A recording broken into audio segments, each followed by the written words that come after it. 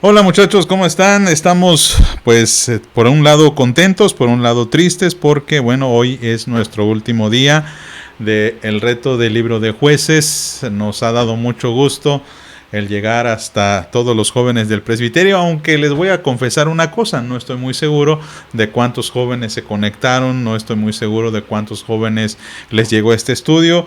Lo hicimos pensando siempre en la gloria de Dios, por supuesto, y en edificar a los muchachos. No sé si lo puedo considerar como un logro o un fracaso. Dios sabe, Dios sabrá. Pero bueno, a partir de la próxima semana, si desean seguir conectándose, pues pueden hacerlo, estarán invitados, pero tenemos que hacer un regreso hacia la forma en como estábamos trabajando antes, dedicado solamente a el círculo de discípulos de Jesús, que es el grupo de jóvenes que se congrega en la iglesia El Divino Salvador, que el Señor nos ha dado la bendición de pastorear. Y bueno, pues estamos cumpliendo este desafío de leer el libro de jueces. Pero bueno, vamos a orar primeramente para pedir al Señor su bendición. Padre, en el nombre de Cristo, te agradecemos infinitamente tu gracia y misericordia, Señor, porque nos has sostenido, porque nos has librado, porque estás con nosotros, Señor.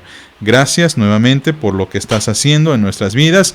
Pedimos, Señor, que seas con todos los jóvenes del presbiterio, con cada uno de los pastores, con cada uno de los líderes, sabiendo, Señor, que tú eres el que nos sostiene en todo momento. Gracias. A ti sea la gloria, hoy y siempre, en el nombre de Jesús. Amén. Muchachos, vamos a entonar un par de himnos, vamos a entonar 3 himnos que hemos seleccionado para la gloria de Dios y después volveremos para el estudio de jóvenes.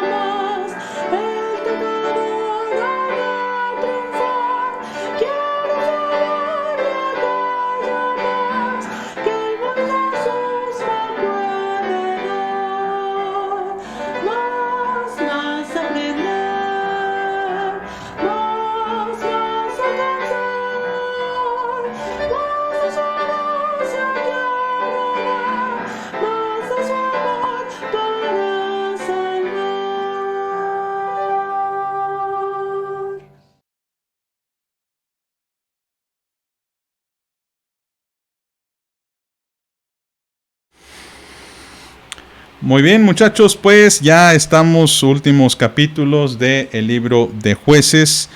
Un libro que creo yo trae muchísimas enseñanzas, a pesar de que hay muchas historias que ciertamente son agridulces, ciertamente nos han dejado un sabor de boca un poquito de tristeza, por cuanto vemos un ciclo en el libro de Jueces del comportamiento de los israelitas, cómo estos han hecho lo malo ante los ojos del Señor, se han alejado, han abusado de la gracia de Dios, y por causa de esto llegan los extranjeros a dominarlos, llegan a invadirlos, llegan a amedrentarlos, y es entonces cuando ellos claman al Señor, el Señor les manda o les envía un caudillo que los libera, gozan un momento de paz, hasta que muere este caudillo, pasa un tiempo y vuelven a lo mismo. Es un ciclo muy recurrente. A estas alturas, por lo tanto, creo que el libro de Jueces ya lo conocemos gradualmente, pero ya estamos en los últimos capítulos del libro de Jueces. A estas alturas va a tener una redacción un poco diferente, porque si ustedes se fijan, ya no se va a mencionar a ningún caudillo. Ya no van a mencionar ni a Josué, ni a Jefté, ni a Gedeón, ni a Sansón, ni a ninguno en particular. ¿Por qué razón? Bien, los comentaristas piensan que esto se debe a que lo que quiere demostrar el autor es que todos y cada uno de los proyectos de estos jueces fracasaron. Ninguno de los jueces, aun cuando tuvieron éxito de una manera indudable y en un corto periodo de tiempo, ninguno de estos jueces le dio finalmente una estabilidad al pueblo de Israel. Ninguno de estos jueces sirvió, digamos, para que el pueblo de Israel caminase derecho, para que caminase bien de la mano de Dios. Y tristemente, pues esto es evidente. Esto es evidente porque los últimos capítulos nos van a hablar de un desorden total, de una situación que parece que no tiene ni un orden, no tiene una situación que, digamos, a dónde me lleva esta historia. No sé si ustedes al leer estas historias se dieron cuenta de que, bueno, ¿cuál es la intención del autor?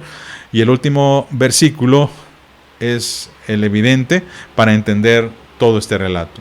En aquellos días, como no había juez en Israel, cada uno hacía lo que bien le parecía. Entonces, la intención del autor es demostrarnos que Israel está en una auténtica decadencia espiritual y social. Y así es como iniciamos los últimos 2 capítulos del libro de Jueces. Pero antes de iniciar, muchachos, vamos a orar pidiéndole al Señor que nos ayude a entender su palabra. Vamos a orar. Padre, en el nombre de Jesucristo, nuevamente, Señor, acudimos ante tu presencia para pedirte, Señor, que seas con nosotros, nos bendigas, nos ayudes, Señor, a guardar tu palabra y a hurgar en ella para edificarnos. Señor, sé tú con nosotros, sé tú con estos jóvenes, Padre, porque estos jóvenes también te aman, Señor. Son jóvenes que te buscan, son jóvenes que queremos edificar y queremos tener como pues nuestros muchachos, Señor, y poder darles el alimento espiritual que necesitan. Muchas gracias, Padre. Te pedimos todo ello en el nombre de Jesús. Amén. Quiero que por favor, muchachos, vayan a sus Biblias en Jueces, porque creo que aun cuando ya lo leyeron, vale la pena que lo volvamos a meditar. Jueces, capítulo 20, que vamos a iniciar un poquito desde el capítulo 19. Un poquito desde el 19. Realmente esta gran parte vamos a omitir el capítulo 18 porque, bueno, hay una historia allí muy interesante de desorden, pero vamos a centrarnos más en el capítulo 19. Y noten cómo inicia el relato. Estoy en Jueces capítulo 19, versículo 1. En aquellos días, cuando no había rey en Israel, empieza el relato. Esto es lo que nos quiere dar a entender el autor. Y bueno, hay muchos detalles en el texto bíblico que tristemente no vamos a alcanzar a resaltar, pero así es como inicia la historia. Cuando vamos al capítulo 20 nos damos cuenta de que hay una guerra una guerra contra la tribu de Benjamín. Esta guerra por poco y aniquila a esta tribu. Y entonces los hebreos, los israelitas, comienzan a idear una manera de ayudarle a sus hermanos. Hay todo un desorden. Pero todo comienza con esta historia. Un levita y su concubina. La causa principal de la guerra ocurre debido a una violencia atroz de una pobre mujer. Creo ustedes, espero que ya lo hayan leído, no voy a mencionar o no voy a leer todo esto, pero bueno, lo voy a mencionar a grandes rasgos. Había una concubina, concubina, mujer de un levita, y un levita era un hombre que se dedicaba a las cosas del templo, que por cierto, adelanto aquí mis amados, un levita no debía tener una concubina. Hay algo que está fallando aquí. Los levitas debían tener solamente una esposa. ¿Qué hacía un levita con una concubina? Era algo que a Dios no le agradaba. Pero como no había rey en Israel, dice el texto bíblico, cada quien hacía lo que quería. Este levita tiene una concubina, que por cierto la concubina le es infiel y ella huye a casa de su padre. Hasta allá va a buscarla el levita. Le ruega que regrese. Y justo en el camino, de camino a la casa de este varón, tristemente se topan con una aldea de la tribu de Benjamín. En esta tribu de Benjamín sucede lo inenarrable, que es que mientras una persona les ofrece hospedaje, los demás quieren abusar de estos hombres. Para que no abusen, sacan a la concubina. Un relato muy similar al relato de Génesis, donde se nos describe a Lot y a sus hijas, los ángeles, en el relato de Sodoma y Gomorra. Pero en este texto o en este relato sí sucede una violación. La mujer tristemente es violada toda la noche por todos los hombres de esta aldea. Una forma ruin, una forma alevosa, una forma indescriptible. Y después de haber sido violada o después de haber estado violada, noten lo que sucede en el texto bíblico. Vamos nuevamente a Jueces, capítulo, estábamos en el capítulo 19 y vayan al versículo 27, por favor. Versículo 27. Después que la pobre mujer fue violada durante toda la noche, nos dice el texto que se levantó por la mañana su señor, es decir, el levita, y abrió las puertas de la casa y salió para seguir su camino. Y he aquí que la mujer, su concubina, estaba tendida delante de la puerta de la casa con las manos sobre el umbral. Él le dijo: levántate y vámonos. Pero ella no respondió. Entonces él la levantó y echándola sobre su asno, se levantó y se fue a su lugar. Y llegando a su casa, tomó un cuchillo y echó mano de su concubina y la partió por huesos en 12 partes. No sé si ustedes habrán entendido bien el pasaje, pero la chica nos da a entender el relato que posiblemente no murió por la violación de estos hombres. Notemos que aun cuando este hombre le habla, porque no es comprensivo, no dice: mujer, mi amor, pobre de ti, digamos, ni siquiera debió haberla dejado salir. La dejó salir, dejó que abusaran de ella. Y a la mañana siguiente simplemente le dice: párate, vámonos.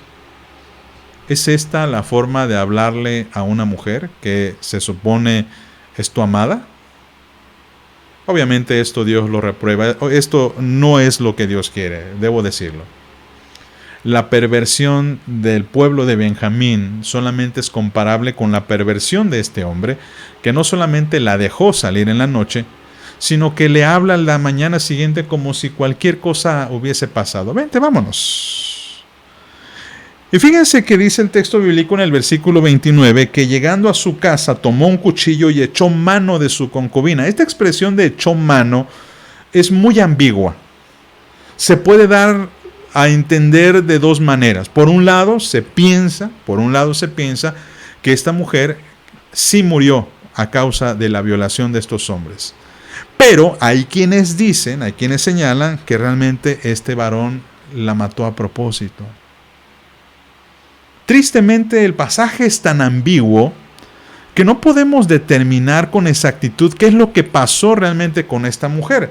El texto no nos dice que haya muerto. El texto nos dice sencillamente que esta mujer había tenido su mano sobre el umbral, como queriendo tocar la puerta y queriendo escapar de este suplicio, pero no alcanzó a llegar. Esta manera de tratar el texto bíblico nos da a entender a nosotros que o bien pudo morir por causa de estos hombres salvajes, o bien pudo morir a causa de este levita. La interpretación está tristemente muy abierta. Y después de esto, este varón toma a su mujer, la parte en 12 partes y manda una de las partes a las 12 tribus de Israel. En el pasaje tenemos muchísimos pecados. Hay muchos temas de pecados que a lo mejor tú lograste ver en el pasaje. A mí me gustaría que a lo mejor tú pudieras hacer un ejercicio en la hoja que distribuimos en la mañana para que tú puedas anotar qué temas de pecado hay en el pasaje. Bien, yo pude encontrar bastantes, pero solamente quiero mencionar por lo menos cinco maneras de pecar. La primera, evidentemente, el adulterio que comete esta mujer. La mujer es una adúltera, vamos a tener que decirlo, reconocerlo. Digo, es una mujer que tristemente sufre, pero el adulterio no merecía un trato así. También tenemos esta falta de cortesía, porque Dios había establecido en la ley de Moisés que a los levitas los debían de recibir bien en todas las ciudades. Esto no sucede así en esta historia, y esto constituye un pecado y una violación contra la ley de Dios. Por supuesto, tenemos el deseo de la violación homosexual, porque estos varones lo que quieren es violar a este hombre. Pero este hombre no quiere, y lo que hace en lugar de ello es permitir que su anfitrión saque a la mujer para que la violen. Y sea que la mujer haya muerto o no, el levita simplemente tocó el cadáver de esta mujer, lo hizo pedazos, y esto era prohibido también en la ley. Los levitas no podían tocar un cadáver, no podían hacerlo, y él lo hace. Esta crisis interior, mis amados, que el pueblo de Israel está experimentando, en este pasaje solamente constituye una parte minúscula, porque eso que no hemos llegado ni al capítulo 20 ni al capítulo 21. Pero el texto ya nos da a entender cómo está la cosa. La crisis interior, mis amados, demuestra entonces que cuanto más alejados estemos de Dios, más descendemos por una pendiente de errores, de pecados, que no solamente nos hacen alejarnos más de Dios, sino que nos llevan hacia nuestra propia destrucción espiritual. Joven, a veces pensamos que los pequeños errores son tan pequeños que son insignificantes. Pero no te engañes. Cuando uno comienza a pecar, tristemente no puede detenerse. Y va cada vez más en una pendiente que se va desfilando hacia la propia autodestrucción. Miren, tengo 43 años, se los confieso, se los digo.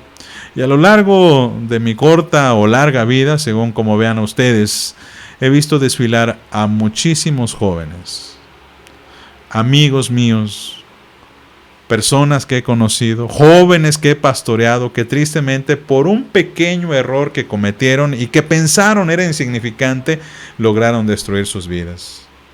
El probar una vez una droga, el tener relaciones sexuales con una persona por primera vez.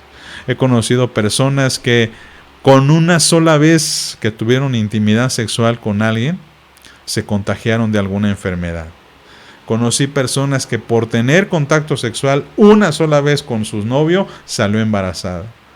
Conozco personas que por una sola vez que se aventuraron a cometer una falta, un crimen, un robo, están en la cárcel. Chicos, no podemos engañarnos. Todo lo que sembremos, cosecharemos. Y ahí tenemos entonces, mis amados, una tras otra. Esto da pie a una serie de errores que comete el pueblo de Israel. Y con esto inicia el capítulo 20, la guerra contra Benjamín. Algo que quiero resaltar, mis amados jóvenes, es cuando los hijos de Israel le consultan al Señor lo siguiente: ¿quién va a subir contra Benjamín? ¿Quién va a subir a la guerra? Notemos, por favor, vamos al capítulo 20, por favor, y vamos a leer versículo 18, por favor. Dice: y luego se levantaron los hijos de Israel y subieron a la casa de Dios, consultaron a Dios diciendo: ¿quién subirá de nosotros el primero en la guerra contra los hijos de Benjamín? Si ustedes se fijan, el pueblo de Israel ni siquiera consultó al Señor: Señor, ¿es tu voluntad que iniciemos la guerra? ¿Es tu voluntad que lo iniciemos? No, ellos están diciendo quién va a subir primero. Y así se cometen una serie de problemas.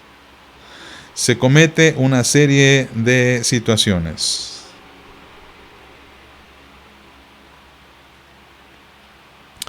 Tenemos, mis amados jóvenes, aquí a veces muchas menciones que nosotros también hacemos con el Señor. Señor, ¿quieres tú a lo mejor que yo inicie una carrera? No decimos así. Decimos: Señor, yo quiero iniciar esta carrera, y nos encaprichamos con eso. No le preguntamos al Señor: Señor, ¿será que esta persona, este joven, esta señorita, sea para mí, que sea mi novia? No. Nosotros decimos: Señor, yo quiero a esta persona para mi novia. Nos encaprichamos. Y no es así como debemos pedir las cosas. La historia de Israel se desenvuelve en esta guerra y ustedes saben cómo va a finalizarlo. Los israelitas por poco y destruyen a la tribu de Israel. A la tribu, de Benjamín. Por poquito y la llegan a erradicar de entre ellos. Y entonces, pues esto significa que también han matado mujeres, niños, y los benjaminitas quedan muy pocos solamente. ¿Qué hacer para que los benjaminitas vuelvan a sobrevivir? Y empiezan a llorar, a clamar al Señor. Ustedes ya leyeron esta parte, estoy seguro. Y entonces a uno se le ocurre una brillante idea: hay que darle mujeres a los benjaminitas. Pero nosotros hemos prometido que no les íbamos a dar mujeres. Hemos prometido esto. Ah, ya sé, si hubo una tribu que no subió con nosotros, hay que matarlos a ellos, tomar sus mujeres y dárselos a los de Benjamín. Y así lo hacen. No alcanzan, bueno, pues no alcanzan, ya sé qué vamos a hacer. Cada año vienen unas vírgenes que descienden y vamos a decir a los benjaminitas: miren, pueden robarse a las mujeres que quieran.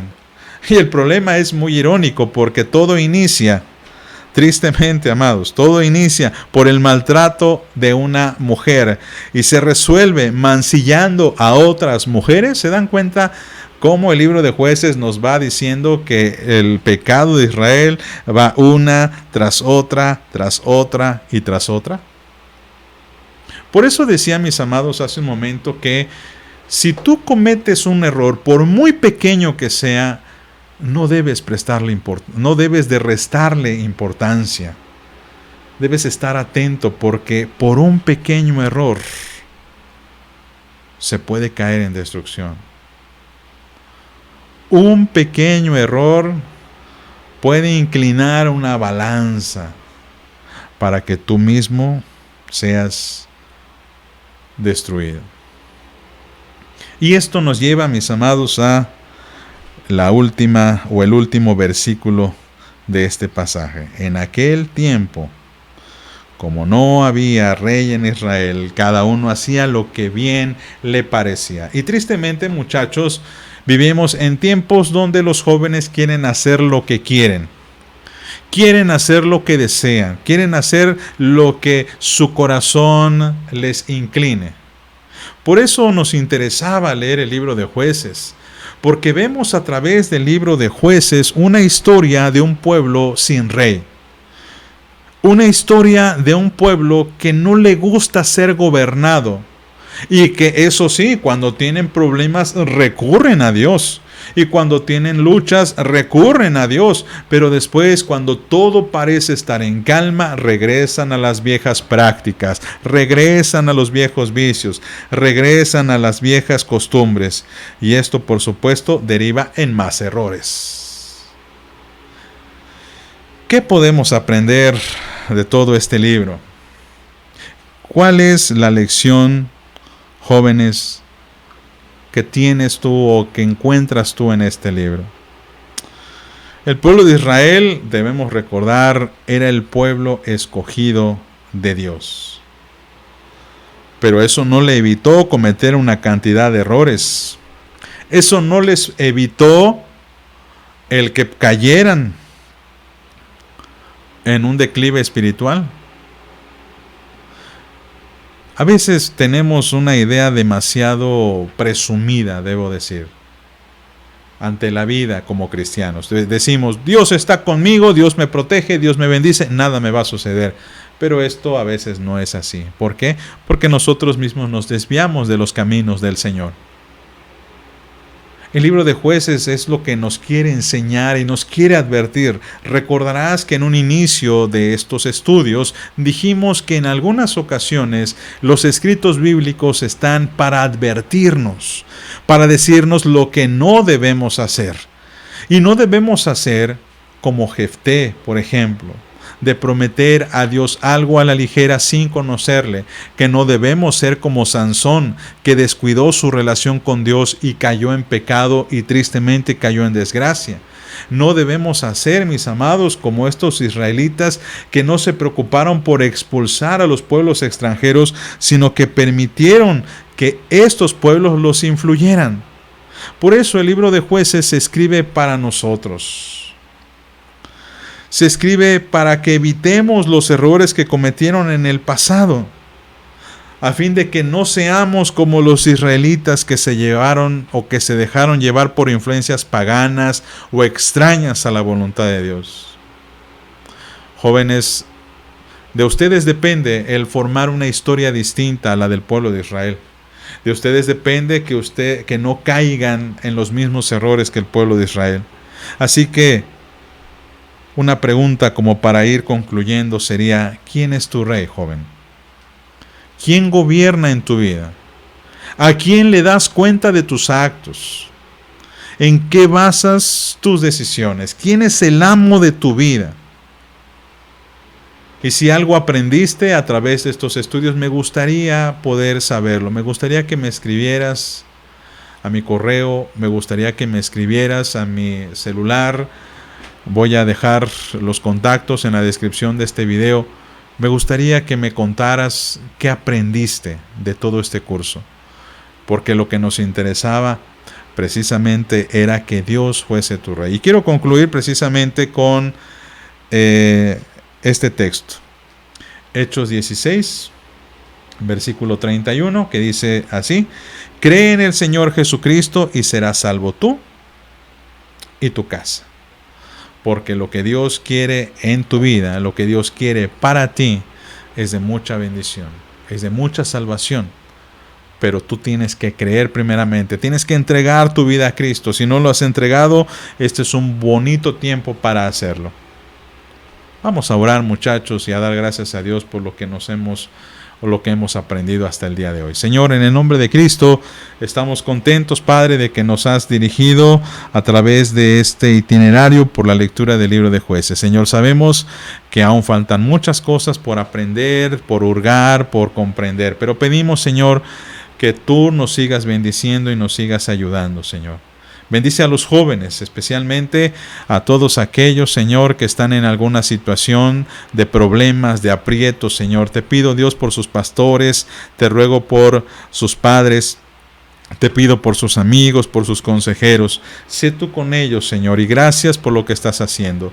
Bendice a todos, Señor, en el nombre de nuestro Señor Jesucristo. Y ahora, mis amados jóvenes, que la gracia de nuestro Señor y Salvador Jesucristo, el amor de Dios nuestro Padre y la comunión de su Santo y Divino Espíritu sea con ustedes, con sus familias y con todo el pueblo de Dios desde ahora y para siempre.